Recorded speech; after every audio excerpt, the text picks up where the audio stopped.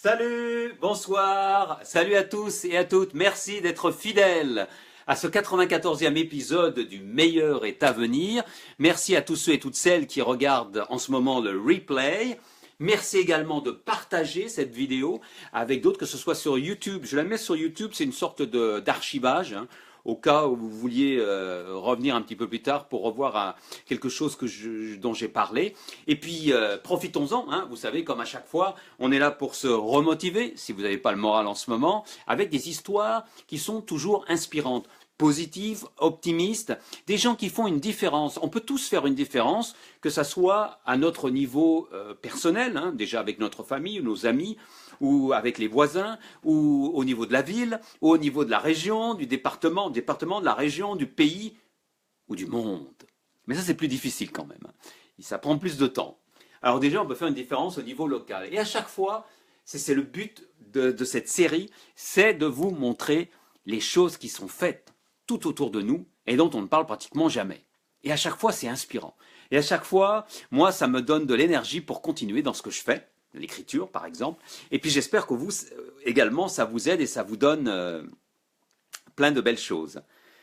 Salut Maribo, les yeux en spirale. Private joke. Salut Agnès, ça va bien? Merci en tout cas d'être là. Aujourd'hui, on va aller du côté de Chambéry pour l'histoire du jour. Donc, on en reparlera dans quelques minutes. Une belle histoire, encore une fois, sur pas mal d'années. Mais on y reviendra dans quelques secondes. Il y a des choses formidables qui se font en France et ailleurs, évidemment. Donc, on va en parler dans quelques minutes. J'attaque tout de suite avec le cliché du jour, le moment suspendu du jour. Ce petit moment qui fait que nous aimons un peu plus la vie, avec la nature qui nous donne de belles choses et de belles images. Regardez cette image, elle n'est pas belle? Comment il disait Yves Montand dans sa chanson? Je t'offrirai des perles de pluie. Non, c'est ça, un truc comme ça. Eh bien, les voilà. Et c'est Lily qui les a trouvés. Merci infiniment, Lily. Cliché absolument magnifique. Salut Jeanne, salut Mercedes. Ça fait plaisir de vous voir là. Hein, il est magnifique ce cliché. Il faut à tout prix que je le mette sur la page Le meilleur est à venir. N'oubliez pas de liker si vous ne l'avez pas déjà fait, pour être tenu au courant de tous les épisodes, etc. etc. Magnifique cliché de Lily. Oui, c'est du Jacques Brel, mais c'est je t'offrirai des perles de pluie. Non, c'est des perles de pluie, blablabla, etc. Vous connaissez tous et toute la chanson. Eh bien, les voilà, les perles de pluie, on les a retrouvées. Enfin, c'est Lily qui les a retrouvées à travers ce magnifique cliché. Ah, c'est bien ça, hein. Je ne sais pas comment tu prends des photos comme ça, mais c'est absolument superbe. Bravo Lily pour cette photo qui m'a fait chaud au cœur, hein. Moi, je voir ça, c'était vraiment, vraiment magnifique, hein. Je vous la remets parce que c'est quand même quelque chose. Voilà, hein, il fallait à tout prix qu'on la regarde, celle-là. Et ben voilà, une belle façon de commencer cet épisode 94. Et puis, oh, il y en a de belles, il y en a de belles, il y en a de belles. On va commencer par quoi? Allez, on commence par la politique. Pas grand-chose, petit au niveau politique, hein. J'ai toujours pas décidé pour qui je voterai. Mais bon, ça s'élimine automatiquement. Un exemple?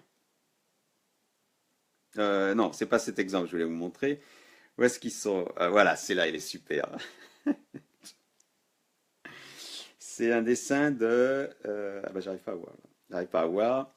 Mais il s'élimine, quand je dis il s'élimine automatiquement, regardez cette élection présidentielle, saison 2017. Qui va s'asseoir sur le trône de fer? Game of Thrones. Avec les casseroles qui vont bien. Ah, mais c'est ça, hein. Ça va être ça cette année. Enfin, il y a de grandes chances, hein. Il y a de grandes chances. Ah là là là là. Merci pour le lien, Maribo. Je suppose que c'est le lien de la chanson de Jacques Brel, c'est ça, hein? Merci. Merci pour ta rapidité. Mais ce dessin est magnifique, hein. Mais c'est exactement ça. J'espère qu'il y aura quelqu'un qui pensera lorsque le président est élu, si c'est Fillon, si c'est Le Pen, non, j'espère que non. Mais Macron, oui, ni Fillon, je cite les noms que je ne veux pas voir en fait. Donc vous vous doutez un petit peu vers qui je vais peut-être voter. Ça vous donnera une petite idée. Mais elle est bien celle-là, elle est bien. Et puis alors, autre chose aussi, il y a la une de... Il y a la une de Charlie Hebdo. J'aime bien la une de Charlie Hebdo. Cette semaine, elle est superbe. La une de Charlie Hebdo, elle vaut vraiment son pesant d'or.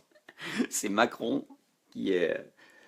Alors, Charlie Hebdo, Macron, ses proches inquiets. Crucifié. Je vous aime, comme il a hurlé.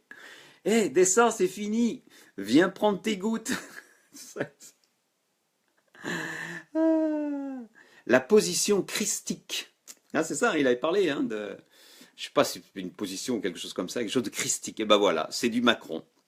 Voilà où on en est. Merci Mercedes pour le partage. C'est super sympa de partager. N'hésitez pas à partager avec vos followers et vos amis.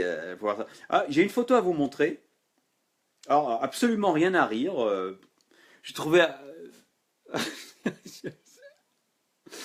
Je sais pas, il y a absolument rien à dire, mais j'ai trouvé ces deux pingouins vraiment amusants. On sent qu'ils ont la belle vie, bras dessus, bras dessous.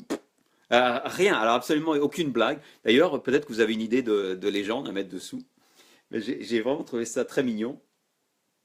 Moi, je ne voterai pas a priori Jeanne. C'est ce que je voulais faire. Lorsque j'ai commencé ce programme en septembre dernier, je voulais voter blanc. J'avais l'intention de voter blanc et maintenant j'ai changé d'avis. Et j'expliquerai pourquoi. J'attends encore quelques semaines pour bien mûrir ma démarche. Et c'est la première fois que je voterai depuis une éternité.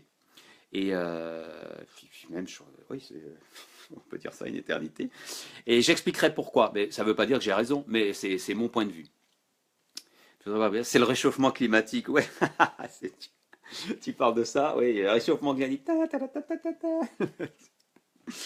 Alors quoi d'autre? Quoi d'autre? Oh, bah, des trucs sympas, hein. Regardez, celle-là, elle est pas mal, celle-là, qui a été partagée. À chaque fois que quelqu'un fait un infractus, un dictionnaire meurt dans d'atroces souffrances. Elle est bonne, celle-là. Un infractus. Il y a un mot comme ça un petit peu en anglais aussi où les gens ont énormément de mal à écrire. J'ai oublié, je ne sais plus, mais il y a un mot un petit peu pareil. Ça me reviendra peut-être. Alors quand vous faites vos bonnes résolutions, faites attention quand même. Hein. Faites attention à vos amis, regardez cette bonne dame.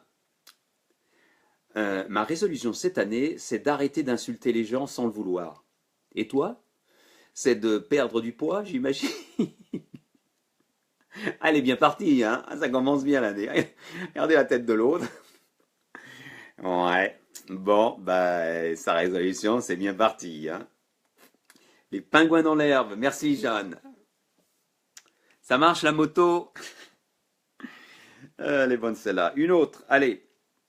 Ah, à propos d'animaux. Génial celle-là, génial. Regardez-moi ça. C'est un peu plus long, mais je vous la mets quand même. Alors, Société protectrice des humains, vous savez, comme la SPA. Bonjour, nous voudrions adopter un humain abandonné. Désolé, on n'en a pas un seul. Les animaux n'abandonnent jamais leurs humains. Quelle leçon, hein? Quelle leçon! Ah ouais, il y a là, il y a avec... Eh oui, eh oui. Salut Winona! Quoi d'autre? Quoi d'autre? Quoi d'autre? Oh, il y en a d'autres. Ah, allez. Sans commentaire, hein, sans commentaire. Si vous avez besoin d'une idée de déguisement pour un carnaval, vous êtes deux, vous portez bien, eh ben je vous propose de vous déguiser comme ça. Ah. On peut dire, hein, ce sont deux avocats. Ils sont déguisés en avocats. Salut Lily, ça va bien? Bah, la photo du jour, le moment suspendu, était de toi. Lily, si je te dis la photo, le thème c'était les perles de pluie. Je pense que tu comprends. Alors, déguisez-vous en avocat, mais il faut bien manger, hein, il faut bien se porter. Ah là là, il y a des gens, mais c'est bien, c'est plein d'humour. Ce qu'ils font. Ah, aussi quelque chose que j'aime, c'est quand on détourne les marques ou les inscriptions sur les produits en mettant un petit bout de papier. Et celle-là, je l'ai trouvée excellente. Regardez celle-là. Alors, on parle des cornflakes. Accent sur cornflakes. Elle est bonne celle-là. Crampons les avocats. Ouais, Marimo. Ouais, ouais, ouais. Quoi d'autre? Un truc un petit peu moins marrant, mais de quelqu'un que je respecte beaucoup, que je respectais, que je respecte toujours. Il est décédé l'année dernière. C'était l'écrivain italien, sémiologue, Umberto Eco. Vous savez, moi j'ai adoré, pardon, Le nom de la rose. Et il a dit quelque chose, c'est pas du tout marrant, mais c'est important. Les réseaux sociaux ont donné le droit de parole à des légions d'imbéciles qui avant ne parlaient qu'au bar et ne causaient aucun tort à la collectivité. On les faisait taire tout de suite. Aujourd'hui, ils ont le même droit de parole qu'un prix Nobel. Et c'est vrai, hein, quand vous voyez les échanges, hein, quand on a atteint le fameux point Godwin si rapidement, oui, eh oui. C'est la différence des réseaux sociaux, Internet, qui permet à n'importe qui d'anonyme de raconter n'importe quelle connerie. On vient de le voir, il y a encore eu une affaire là, avec un jeune, là, je ne sais plus comment il s'appelle, qui avait fait pendant des années des insultes, et il a repris son nom et il dit que bah, c'était une expérience, hein, évidemment. Hein. Ça ne se passe pas aussi facilement ça. Umberto Eco, si vous n'avez pas lu du Umberto Eco, il faut en lire. Au moins Le nom de la rose. Et Umberto Eco, c'est personnel, il m'a permis, si vous avez lu Le nom de la rose, le bouquin, vous devez voir, il y a plein de latin dedans. À lui seul, ce seul bouquin a justifié mes années d'études de latin. J'ai un bac latin, j'en ai bavé pour faire du latin jusqu'en terminale.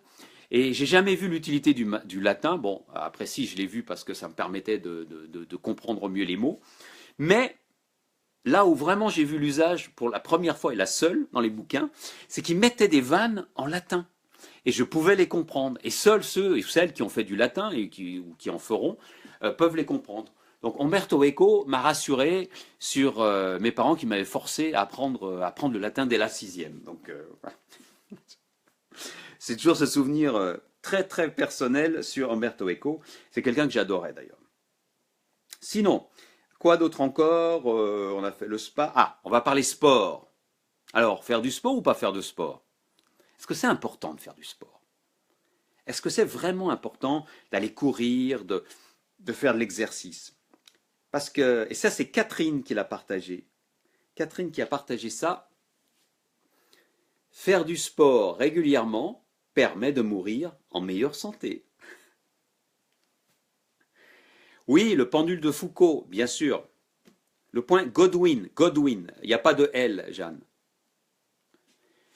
Le point Godwin, c'est la personne qui fait appel, qui traite l'autre de nazi. On arrive toujours à un moment dans les insultes, on arrive au niveau, t'es qu'un nazi.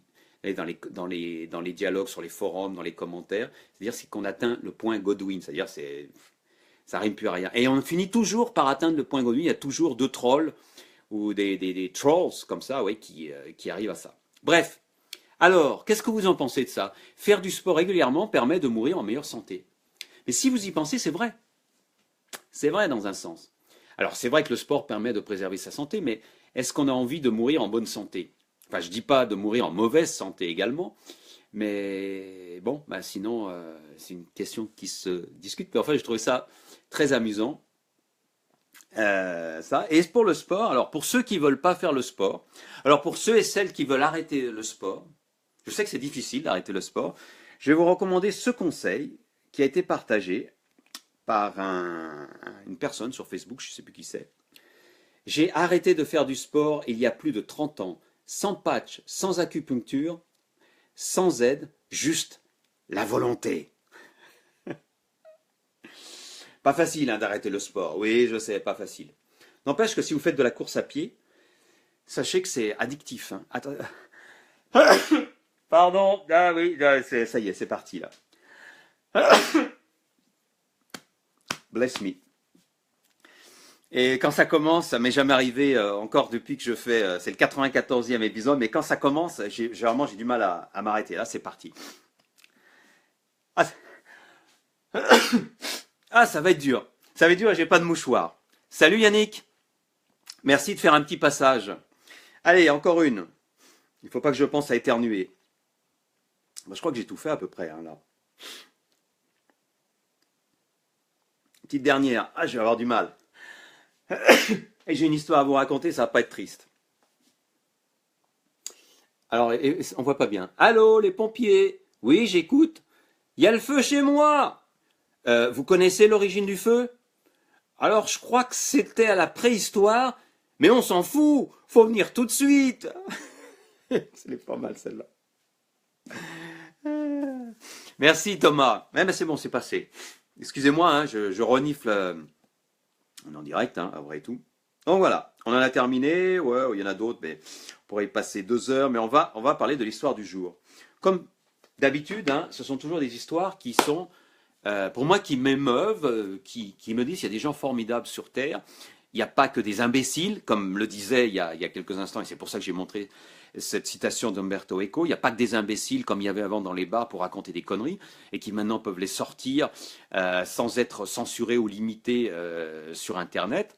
C'est pour ça qu'on arrive aux fake news, aux faits alternatifs, à personne qui croit personne, enfin, chacun croit ce qu'il veut, mais surtout pas la vérité. Bref, tout ça pour dire, et commencer cette histoire, on va à Chambéry. On va au Chambéry dans les début des années 80, à la rencontre d'un garçon qui s'appelle Alain. Et Alain est jeune, il a un peu une enfance difficile. À l'école, c'est pas brillant. Alors finalement, il arrive à avoir un CAP de cuisinier. Mais il a des difficultés à s'intégrer, il a des difficultés à trouver du boulot. Et il finit par être SDF, très jeune. Et donc il est SDF, il est dans la rue. En plus, il boit beaucoup. Donc il est alcoolique également. Voilà une manière très difficile de commencer sa vie. Ta vie commence pas très très bien. Alors il est mal parti. Et puis, malgré tout, il veut s'en sortir. Donc il essaye de rester clean, c'est-à-dire de bien s'habiller, d'être propre lorsqu'il va à des entretiens, parce qu'il a un CAP de cuisinier, donc il peut travailler dans des cuisines industrielles, pour des collectivités, etc. Il arrive de temps en temps à décrocher des petits boulots. Et puis aussi, il a quand même bon cœur et il donne de son temps à une association qui prépare des repas pour des personnes en difficulté. Et les quelques années passent, plus ou moins, et pendant à peu près 2 ans, il reste SDF, sans vraiment trouver un abri, un appartement, etc. Et puis en décembre 1983, il se passe quelque chose qui a beaucoup marqué les habitants de Chambéry, ou ceux qui habitaient à Chambéry à ce moment-là. En 1983, en décembre, fin décembre, le 29 décembre pour être précis, il y a 2 SDF qui meurent dans la rue, à cause du froid, à cause du gel. Et à Chambéry, les gens peut-être ont un cœur un peu plus grand, je ne sais pas, eh ben ça les marque. Et on décide de faire quelque chose. Il faut faire quelque chose, que ce n'est pas possible. On est en 1983. Hein. C'est pas possible de laisser des gens mourir de faim et de froid dans la rue. Alors il y a plusieurs associations qui se réunissent. Qu'est-ce qu'on peut faire? Il faudrait aider, trouver des repas, mais c'est pas possible. On n'a pas les moyens. Il faut des budgets. Les associations ont des budgets limités. Et puis celui en fait qui prend un petit peu la tête de ce groupe de personnes qui discutent et qui cherchent à trouver une solution, eh ben c'est Alain dont je vous parlais. Il est tout jeune, mais lui il connaît la cuisine. Il sait comment faire des repas pour des collectivités. Il a de l'expérience. Il est lui-même SDF, donc il sait que c'est difficile de manger, qu'on ne peut pas manger, qu'on n'a pas un bon repas chaud en soi-même. C'est difficile d'avoir sa dignité, d'avoir de la confiance. C'est difficile d'aller à des entretiens. C'est difficile de trouver un boulot, tout simplement. Et donc, lui dit, mais c'est les repas. Il faut faire les repas. C'est les repas qui sont les plus importants. Et on lui dit, mais très bien, mais comment on va faire? Alors, ils se réunissent à plusieurs et ils décident de créer une association qui va fournir des repas à tous les SDF de Chambéry. Mais comment on va trouver l'argent? Comment on va trouver l'argent pour acheter les repas ou faire les repas? Et rappelez-vous, on est fin 83, début 84, donc c'est avant les Restos du Cœur. Les Restos du Cœur seront créés en 85, je crois, 84, 85, Coluche est mort en 86, donc ça va être 84 ou 85. Hein. J'ai plus la date exacte, mais voilà. Et comment on va faire? Et là, Alain a une idée.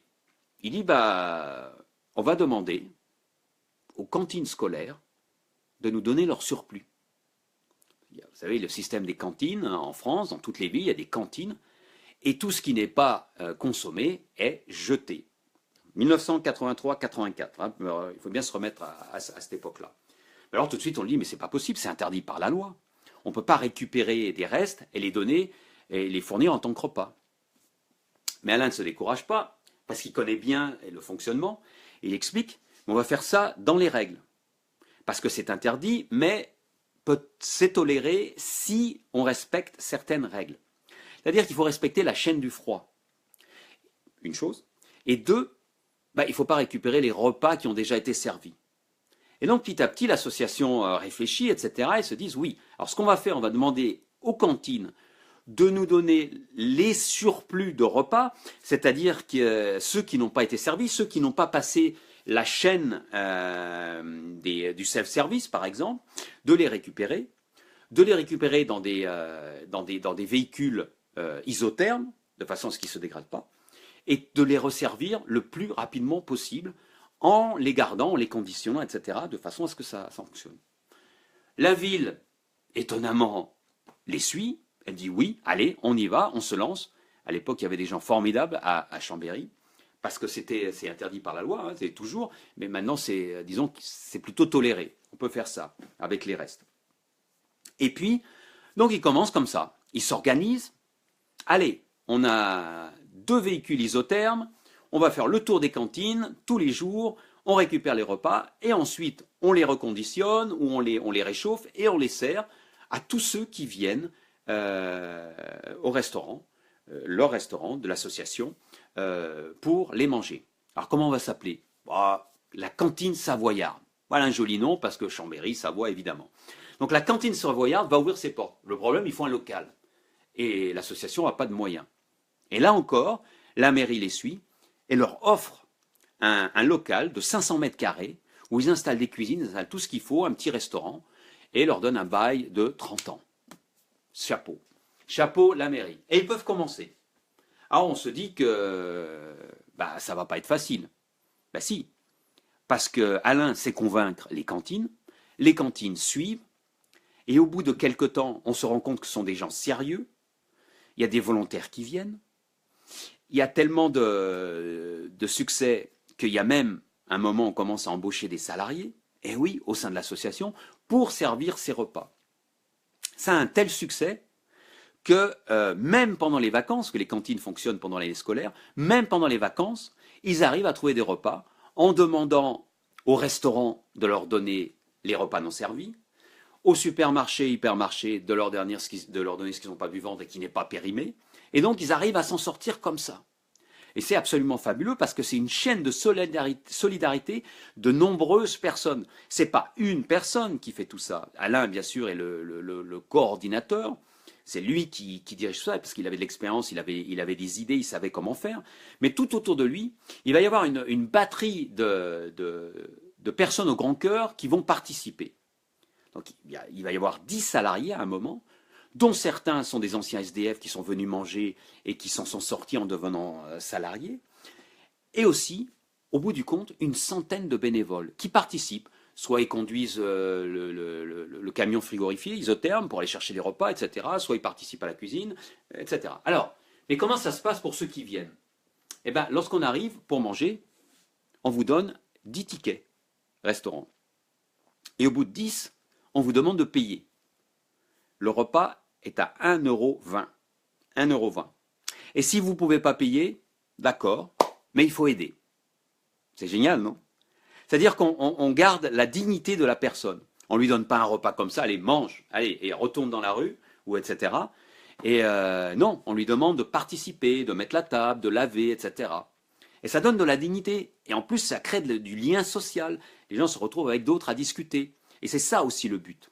Et au fil des ans, ça grossit, ça grossit, ça grossit, ça grossit, ça a de plus en plus de succès, bien sûr. Et puis vous connaissez les temps, l'économie a changé, il y a de plus en plus de SDF, de familles en difficulté, les écarts se creusent entre les gens, les personnes de faible salaire, on le sait, et ceux qui sont plus riches. Donc il y a de plus en plus de personnes des classes moyennes qui sont tirées vers le bas, et donc il y a de plus en plus de personnes, et puis un jour, des familles entières qui viennent manger pendant quelques semaines parce qu'ils n'ont pas les moyens de s'acheter les repas, ils n'ont pas le moyen de joindre les deux bouts. Alors, où ils en sont aujourd'hui? En gros, 30 ans plus tard, Ben, 30 ans plus tard, la cantine savoyarde, demandez à n'importe quelle personne de Chambéry, hein, je ne sais pas s'il y en a là, mais tout le monde connaît. La cantine savoyarde est une institution maintenant. C'est quelque chose qui est tout à fait ça fait partie de la ville de Chambéry, c'est tout à fait normal. À Chambéry, si on n'a pas à manger, on va à la cantine savoyarde et on est sûr de manger. Et c'est un truc génial parce qu'ils vendent aussi des tickets repas. Et ça, j'aimerais bien qu'il y ait ici à Albi, où j'habite en ce moment, ou dans votre ville, parce que moi, j'ai envie d'aider les SDF, les personnes comme ça, ou d'autres. Mais j'aime pas donner l'argent, parce que je ne sais pas ce qu'ils vont faire de l'argent.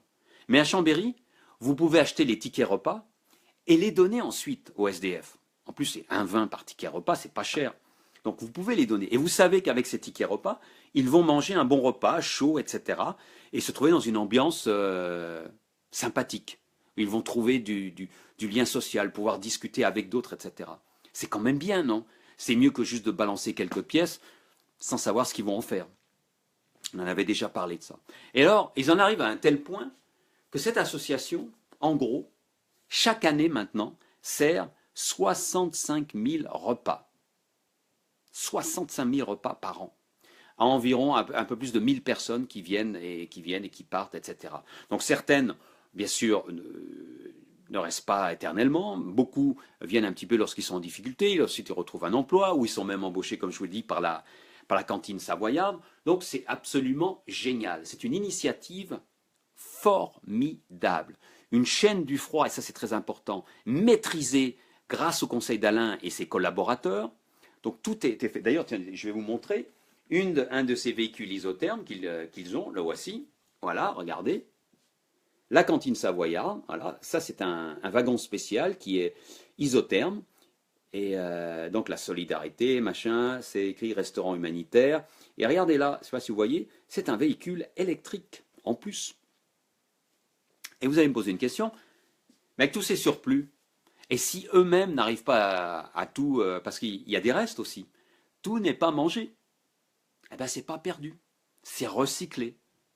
Tout ce qui n'est pas été servi comme repas au sein de la cantine savoyarde est ensuite donné aux fermiers des alentours pour nourrir leurs propres bêtes. C'est génial, il n'y a aucune perte. En dépenses, tenez-vous bien, en dépenses, je ne parle pas des salaires, etc., en dépenses pour faire les repas, leur facture se monte à 2000 € par an. 2000 € par an, c'est rien. Et ils servent 65 000 repas. C'est-à-dire que c'est un système génial qui a été mis en place. Mais Alain est en colère. Il est en colère depuis quelques années. Pourquoi? Parce que ce système est unique en France. C'est le seul endroit en France où on fait ce système. Et Alain explique à tout le monde que ça pourrait se reproduire dans toutes les communes de France, dans toutes les villes de France, c'est possible de le faire. Puisqu'il l'a prouvé, il sait comment faire, il a expliqué. Même plus, il a expliqué qu'il y avait 30 délégations de grandes villes de France qui sont venues à Chambéry voir comment il fonctionnait. Et ils n'ont jamais créé leur propre cantine. Jamais. Pourquoi? Parce que, ils ont peur des procès. Vous savez, ce fait de récupérer de la nourriture. Alors que la nourriture est saine. Elle est gardée dans une chaîne de froid. Et 2, ils ont peur que ça crée un appel d'air et qu'il y ait de plus en plus de personnes qui viennent pour manger tout simplement. On regarde sur 30 ans à Chambéry, ça n'a pas du tout été le cas. Ça ne s'est pas produit. Et 2, il n'y a jamais eu aucun problème alimentaire, de maladie ou quoi que ce soit, avec ces 65 000 repas servis chaque jour.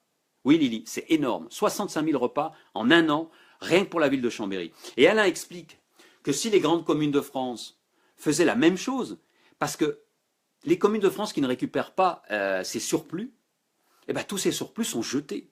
En grande majorité sont jetés. Mais si ces communes et ces grandes villes de France, comme Chambéry, récupéraient et les reconditionnaient et les servaient à ceux qui n'ont pas assez d'argent pour se payer à manger, on pourrait servir en France 10 millions de repas comme ça. 10 millions. De quoi largement couvrir tous les besoins de toute la population française, c'est-à-dire celle des SDF, etc. Et le but c'est pas seulement d'assister les gens, mais c'est surtout de leur rendre une dignité. Rappelez-vous, on leur donne juste pas, on ne donne pas le repas comme ça. Soit il faut le payer, soit il faut participer. Et c'est ça qui est bien. Et c'est ça qui permet de ne pas avoir des assistés ou des gens qui viennent juste pour le repas et qui s'en moquent. Quand vous avez faim, un bon repas chaud, ça fait énormément de bien. Croyez-moi, je suis passé par là aussi, je sais ce que c'est, je vous l'ai déjà dit. Et ensuite, quand vous avez faim, que vous mangez un bon repas, si on vous demande de participer, soit à mettre la table, soit à laver la vaisselle, vous allez immédiatement le faire. Parce que vous êtes extrêmement reconnaissant aux personnes qui vous servent ce repas. Ce que je veux dire par là, c'est qu'il n'y a pas de personnes qui viennent juste pour avoir le repas et qui pourtant pourraient se le payer pour faire des économies. Non, ça n'existe pas. Ou alors très très peu, vraiment. C'est des cas minimes. Et donc Alain, je voulais le saluer, Alain Destournel, puisqu'il y a 3 ans, il a pris sa retraite. Il a quitté donc la cantine savoyarde, qu'il a mis en place et qu'il a dirigé pendant une 30aine d'années. Et maintenant, même s'il continue à travailler, il dit maintenant, j'ai passé la main à d'autres qui s'occupent de diriger tout ça, mais moi je m'occupe du marketing, en quelque sorte. C'est-à-dire d'en parler à droite à gauche, essayer de faire que ça essaime dans d'autres villes de France. Et ça paraît incroyable. Un truc créé en 83, 84, avant les Restos du Cœur. Et aucune autre ville n'a reproduit le même schéma. Qu'est-ce qu'il faut faire? Je ne sais pas. Une association autosuffisante en plus, qui n'a pas de dette, qui ne dépense que 2 000 € par an en frais, j'allais dire en frais de bouche. Le mot est mal trouvé, oui, le mot n'est pas juste. Enfin, chapeau à tous les gens de Chambéry, à cette association, c'est la cantine savoyarde, et à la mairie de Chambéry, qui les a soutenus et qui continue à les soutenir, parce que c'est pas tout le monde qui est prêt à prendre des risques comme ça, malheureusement. Voilà, c'est l'histoire du jour. Encore un bel exemple de ce qu'on peut faire à son propre niveau, ou un niveau un peu plus grand, ici c'était au niveau d'une ville, pour aider les autres. La cantine savoyarde à Chambéry, si vous êtes du côté de Chambéry, peut-être que vous connaissez, c'est génial, génial, génial. Salut Michel! Michel, tu serais pas à Rangoon, toi? Hein? Dis donc, je suis à Rangoon alors, je suis en Birmanie. Ça va être la première fois que ça m'arrive. Hein? Et Valérie qui est là aussi. Salut Valérie, ça me fait plaisir de te voir. Faire un petit passage. Voilà, la cantine savoyarde. Vous avez raté l'histoire. Elle était sympa. Des gens au grand cœur. Redonner la dignité. Très important. Accueil et dignité. La phrase du jour, la petite phrase du jour, il faut que je la retrouve. Où est-ce que je l'ai mise? Ah, c'est Laska. Laska qui partage la phrase du jour. Vous ne connaissez pas Laska? Laska, c'est une jolie petite chienne. C'est quoi? C'est un berger australien, je crois, c'est ça, ouais. Qui partage la phrase du jour. Dans la vie, il n'y a pas d'obstacles, il n'y a que des défis. Eh oui. On pourrait dire aussi, dans la vie, il n'y a pas d'échecs, il n'y a que des leçons. On ne fait qu'apprendre des choses. Et c'est vrai, pensez-y, je l'ai déjà dit, mais c'est vrai. Et Laska est là pour nous le rappeler. Laska, qui est la chienne d'une amie écrivain, Cricrine, Karine Carville, qui a sorti quelques livres dont j'ai déjà parlé. Mais on a suivi toute l'aventure de sa petite chienne qui maintenant est grande et continue à partager plein de choses sur sa page Facebook. Donc, alors, vous avez des obstacles en ce moment? Eh bien, pensez à Laska. Il n'y a que des défis. C'est un défi sur votre parcours de vie. Une fois que vous l'aurez passé, on continuera. Et il y aura toujours des obstacles. Il y en aura toujours. Il vaut mieux les voir arriver avec le sourire, au moins sans râler trop, parce que sinon, ça sera encore plus difficile. Donc, ces obstacles ne sont pas là pour vous embêter. Ils sont là, c'est la vie, c'est comme ça. On a tous des obstacles plus ou moins difficiles à franchir, mais on peut les franchir. Surtout si on les prend avec le bon esprit. Et c'est ça que je voulais vous dire ce soir. Merci Nathalie, merci d'être passée. On s'en va. En tout cas, c'est sympa d'être venu dire un petit bonjour. Allez, on se quitte. Bonne soirée à tous. On se retrouve vendredi, 17h30. Ça sera l'épisode 95. Bonne soirée.